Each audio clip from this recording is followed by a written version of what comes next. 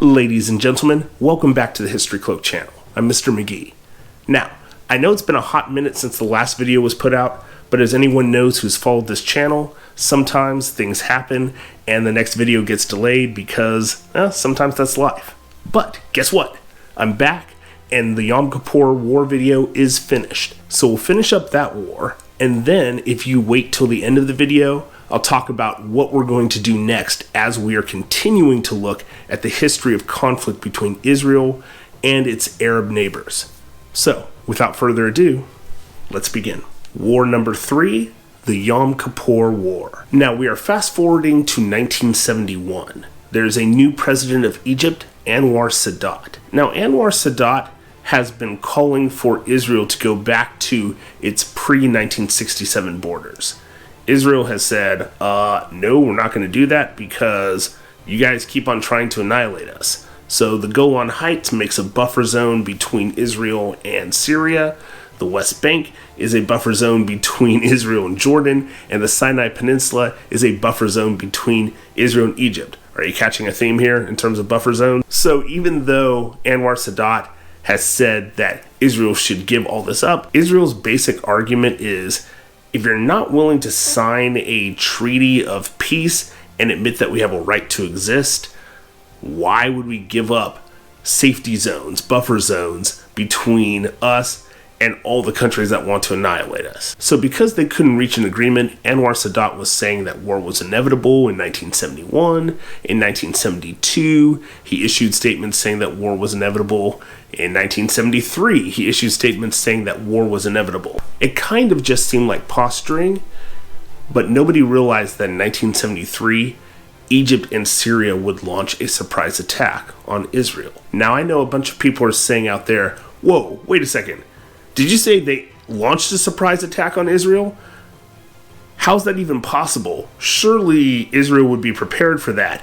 And why would they launch another surprise attack, seeing that none of these other attacks seem to work? Well, number one, in terms of Israel not being prepared, there were a lot of intelligence failures. There was enough information that the intelligence agency had to think that something was going on with Egypt and Syria. The question was, should they risk striking first without being sure if there actually was an attack, or should they sit by?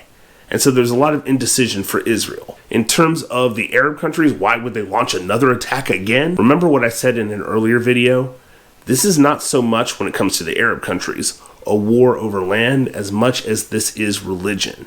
And as an Islamic country, they cannot back down to the Jewish country, or at least not so far that we've seen. So again, religion plays a huge part in this. But Egypt and Syria are going to try this thing one more time. On the Jewish high holy day of Yom Kippur, October 6, 1973, Egypt and Israel launched their surprise attack. And for the first 2 days of the war, the Israeli army was completely on the defensive, completely overwhelmed and outnumbered. After 2 days of being on the defensive, Israel was able to call up the rest of their reserves, get them out to the battles, and counterattack. And with their counterattack in place, Israel began to turn the tide of battle.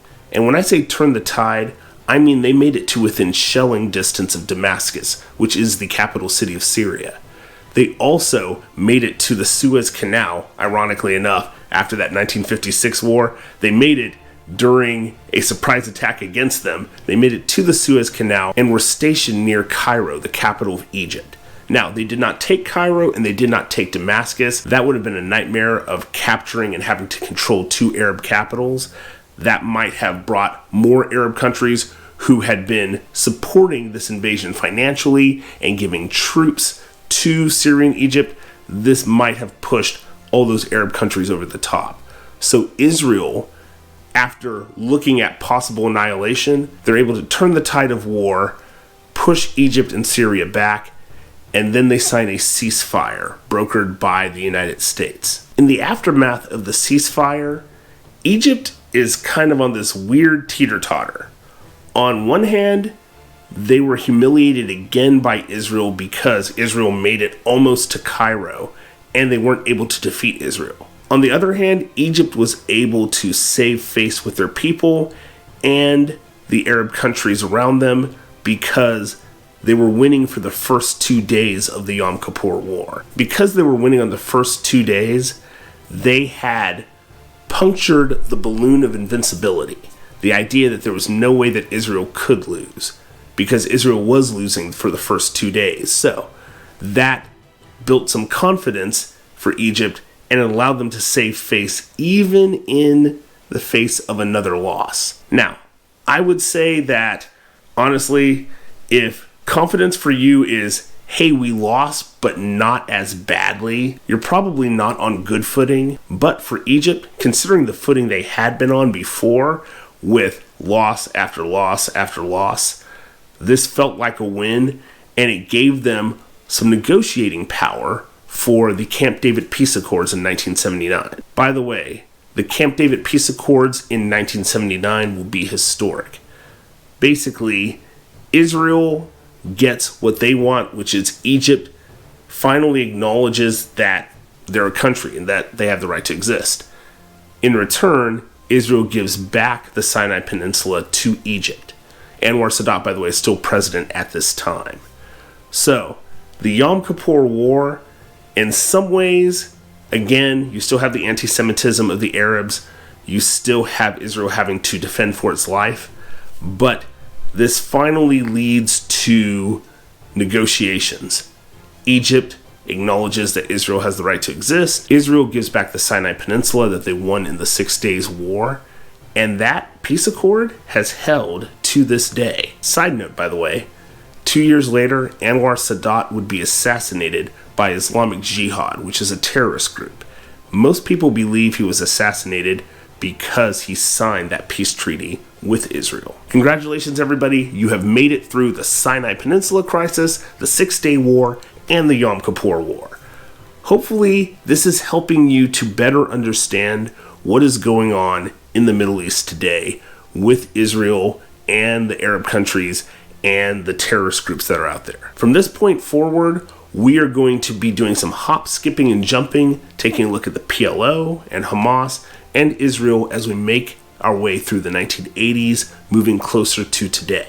Needless to say, this is a complicated region, but like anything else when it comes to history, it's worth taking a look at because it informs how you view and analyze today's events. I hope that this has been beneficial for you, and if you have any questions or comments, please leave them politely and respectfully in the description box below.